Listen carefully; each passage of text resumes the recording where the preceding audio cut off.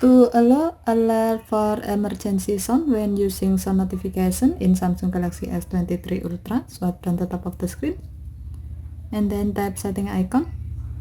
Scroll down the screen to find accessibility.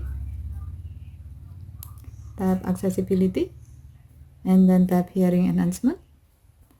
Tap sound notification and then tap open sound notification.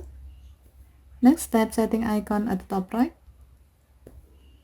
Under preferences section, tap sound types.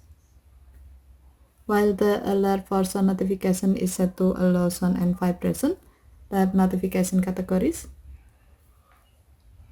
Under emergency section, tap the gray on off switch next to allow notification to enable this option. When the switch turns blue, it means that this option is on and your phone will notify you when sound notification feature is on and it detects enable emergency sound such as smoke and fire alarm or siren.